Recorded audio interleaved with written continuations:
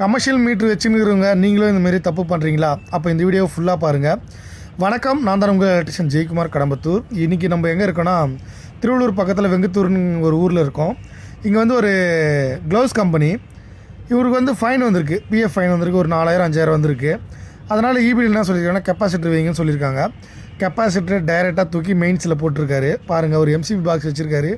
அது வேறு on any டைம்னு வேறு எழுதி வச்சுருக்காரு. போய் பார்த்துட்டு எங்கெங்கே பவர் ஃபேக்ட் கம்மியாகுது, எது யூஸ் பண்ணால் கம்மியாகுதுன்னு செக் பண்ணி பார்த்ததில் இங்கே பாருங்கள், கம்ப்ரெஸரு இதுக்கு தனியாக கெப்பாசிட்டர் போட்டேன். இது ஆன் ஆக சொல்ல தான் இந்த கெப்பாசிட்டரே ஒர்க் ஆகணும். தயவு செஞ்சு மெயின்ஸில் கெப்பாசிட்டரை போடக்கூடாது. போட்டிங்கன்னா வர ஃபைனோட அதிகமாக தான் ஃபைன் வரும். ஆல்ரெடி ஒரு வாட்டர் வாஷ் கம்பெனியில் பார்த்துருப்பீங்க, இது மாதிரி தான் டைரெக்டாக போட்டு அவருக்கு ஃபைன் அதிகமாகிடுச்சின்னு சொல்லியிருப்பேன்.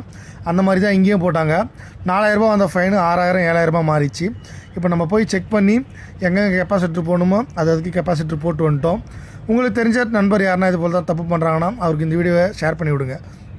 மறக்காமல் கடம்பத்தூர் எலக்ட்ரிஷியன் ஜெயக்குமாரை ஃபாலோ பண்ணுங்கள். உங்களுக்காக தான் ஒவ்வொரு வீடியோவும் நீங்கள் கற்றுக்கணும், உங்களுக்கு தெரியும்னு சொல்லி தான் இந்த வீடியோவை கஷ்டப்பட்டு வேலைக்கு போயிட்டு வந்து இது எடிட் பண்ணி உங்களுக்கு தான் போடுறேன். தயவு செஞ்சு ஃபாலோ பண்ணிங்க.